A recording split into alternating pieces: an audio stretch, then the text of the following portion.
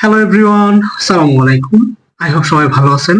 আজকের এই ভিডিওতে বিশাল একটি গুড নিউজ থাকছে ইউরোপের ভিসা প্রত্যাশীদের জন্য, বা যারা অলরেডি ইউরোপের ওয়ার্ক পারমিট হাতে পেয়েছেন, বাট ইন্ডিয়ান ভিসা জটিলতার কারণে ইউরোপের এম্বাসিগুলো ফেস করতে পারতেছেন না ইন্ডিয়াতে গিয়ে।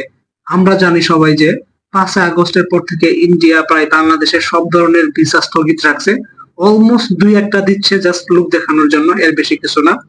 এই ভিডিওতে আমি পর্যায়ক্রমে আলোচনা করার ট্রাই করব যারা অলরেডি ইউরোপের ওয়ার্ক পারমিট হাতে পেয়েছেন কিভাবে তারা ইন্ডিয়াকে অ্যাভয়েড করে তৃতীয় কোনো দেশে এম্বাসি ফেস করে ইউরোপের ভিসা পেতে পারেন, এবং ইউরোপের কোন দেশগুলো ইতিমধ্যে বাংলাদেশে তাদের এম্বাসি বা কনসুলেট অফিস ওপেন করে ভিসা প্রদান করা শুরু করছে বা আবেদন গ্রহণ করা শুরু করছে সেই বিষয়ে, এবং কোন দেশগুলা খুব শীঘ্রই বাংলাদেশে তাদের কনসুলেট অফিস বা এম্বাসি ওপেন করবে এবং ভিসা আবেদন গ্রহণ করা স্টার্ট করবে সেই বিষয়ে, এবং আপনাকে প্রাথমিক পর্যায়ে কি কি ডকুমেন্ট সাবমিট করতে হবে ওয়ার্ক পারমিট পাওয়ার জন্য এই বিষয়ে বিস্তারিত আলোচনা করব এই ভিডিওতে। সো ভিডিওটি মনোযোগ দিয়ে প্রথম থেকে শেষ পর্যন্ত দেখতে থাকুন। আমি ট্রাই করব আপনাদেরকে এক্সপ্লেইন করার কুয়ালালামপুরের এই মনোমুগ্ধকর রাস্তাটি দেখাতে দেখাতে। প্রথমেই জেনে নেই ইউরোপীয় ইউনিয়নের কোন দেশগুলা বাংলাদেশে তাদের এম্বাসি বা কনসুলেট অফিস ওপেন করে অলরেডি তাদের ভিসা কার্যক্রম স্টার্ট করছে বা আবেদনপত্র জমা নেওয়া শুরু করছে। যে দেশগুলো অলরেডি করতেছে সেই দেশগুলো হচ্ছে Italy, France, Germany, Netherlands, Denmark, Spain, Sweden, Hungary, Austria এবং কসোভো। ইতিমধ্যেই ক্রোয়েশিয়া বাংলাদেশের যে বিএফএস গ্লোবাল আছে, এই বিএফএস গ্লোবাল এর মাধ্যমে তারা আবেদন নেওয়া শুরু করছে এবং তাদের কার্যক্রম অলরেডি স্টার্ট করে দিছে।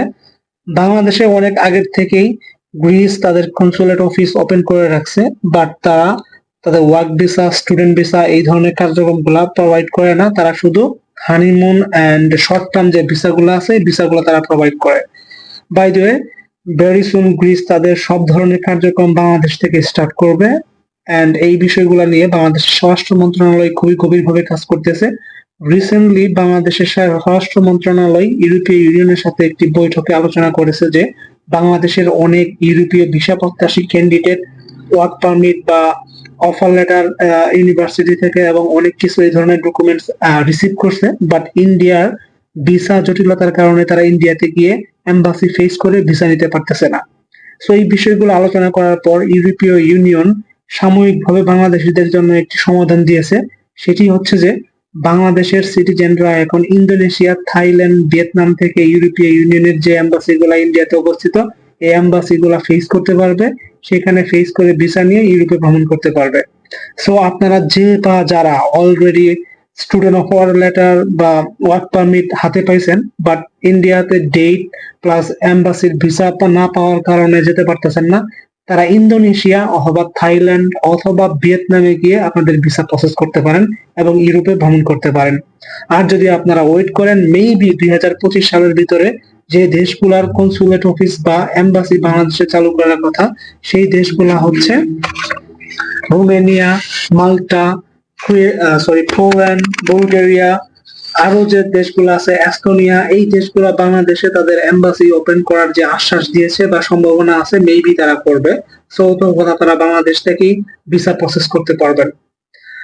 সো এই বিষয়গুলো নিয়ে আমাদের যে স্বরাষ্ট্র মন্ত্রণালয় তারা খুবই গভীরভাবে কাজ করতেছে। তারা সত্যি প্রশংসার দাবিদার, যে কাজটা অনেক আগে থেকে করা উচিত ছিল, বাট আমাদের সরকার সেদিকে ফোকাস করে নাই, যার জন্য আমাদের দেশের নাগরিকদের অনেকটা ঝামেলা পোহাতে হচ্ছে ইন্ডিয়াতে গিয়ে এম্বাসি ফেস করতে।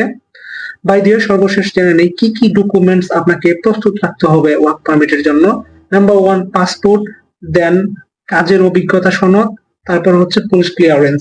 আমরা সকলেই জানি যে দেশের বাইরে যদি আমরা যে কোনো কাজে যাই না কেন, বিজনেস, মেডিকেল, ট্যুরিস্ট বা ওয়ার্ক, আমাদেরকে পাসপোর্ট সাবমিট করতে হবে এবং সেই পাসপোর্টের মাধ্যমে ভিসাটি পেতে হবে। এন্ড দেন হচ্ছে অভিজ্ঞতা সনদপত্র।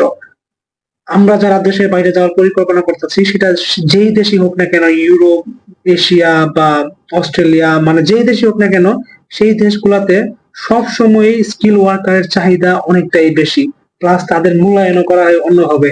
ইভেন আমি এখন বর্তমানে মালয়েশিয়াতে স্টাডি করতেছি, আমি যখন কোনো পার্ট টাইম কাজে যাই বা যখন কিছু দেখি এরকম, তখন দেখি যে যারা জেনারেল ওয়ার্কার তাদের স্যালারি যদি হয় পার ঘন্টায় 10 রিঙ্গিট, তাহলে একজন স্কিল ওয়ার্কার বা যে ব্যক্তির অভিজ্ঞতা আছে তার স্যালারি প্রত্যেক ঘন্টায় হচ্ছে 18 থেকে 20 রিঙ্গিত। সো যারা অভিজ্ঞতা সম্পন্ন ব্যক্তি তাদের অনেক অনেক সময় সব সময় মূল্যায়ন বেশি থাকে। সো আমি আপনাদেরকে বলবো আপনারা কোনো টেকনিক্যাল কোর্স করেন যে কোনো বিষয়ের উপর, তারপর সেই বিষয়ের উপর আপনারা দেশের বাইরে যান। আই হোপ এটা আপনাদের জন্য বেটার হবে। এন্ড মোস্ট ইম্পর্টেন্ট বা গুরুত্বপূর্ণ যে বিষয়, সেই বিষয়টি হচ্ছে যে আপনারা যে বা যাদেরকে আপনার ফাইলটি দিবেন ওয়ার্ক পারমিট প্রসেসিং এর জন্য, যেটা এজেন্সি হোক বা এজেন্ট হোক, আপনারা একটু ভালো করে প্রথমে খোঁজ খবর নিয়ে দেখবেন তারা কতটা ক্যাপাবল। তারা কি সত্যি আপনাকে ইউরোপের দেশ থেকে ওয়ার্ক পারমিট এনে দিতে পারবে বা আপনাকে সেখানে পাঠাতে পারবে কিনা। কেননা আমি অনেক দেখছি এরকম যারা ওয়ার্ক পারমিটের জন্য তাদের ডকুমেন্ট সবকিছু জমা দিয়ে রাখছে, আনফরচুনেটলি 6 মাস 1 বছর করে করে ঘুরাইতে ঘুরাইতে অনেকটা সময় শেষ। সর্বশেষে তারা কোনো মতো তাদের পাসপোর্টটা উদ্ধার করছে সেই এজেন্টের কাছ থেকে, টাকা পয়সার কোনো খবর নাই। সো যদি এইরকম হয় তাহলে আপনাদের সময় প্লাস টাকা দুইটাই নষ্ট। আমি এই জন্যই বারবার বলি যে আপনারা কোনো কিছু করার আগে বা কোনো এজেন্টকে বা কোনো এজেন্সিকে আপনার কাগজপত্র ডকুমেন্টস টাকা পয়সা দেওয়ার আগে আপনারা একটু ভালো করে খেয়াল করবেন বা তার খোঁজ খবর নিয়ে দেখবেন তারা অ্যাকচুয়ালি কতটা ক্যাপাবল বা তাদের লিঙ্ক আপ বা সোর্স কেমন, তারা কি সত্যি পারবে কিনা। সো আজকের এই ভিডিওতে এই পর্যন্তই। আপনাদের যদি কোনো কোশ্চেন থাকে তাহলে অবশ্যই কমেন্ট বক্সে কমেন্ট করেন, অথবা আপনারা ডিসক্রিপশন বক্সে যদি দেখেন তাহলে সেখানে আমার ফেসবুক পেজের লিংক পেয়ে যাবেন।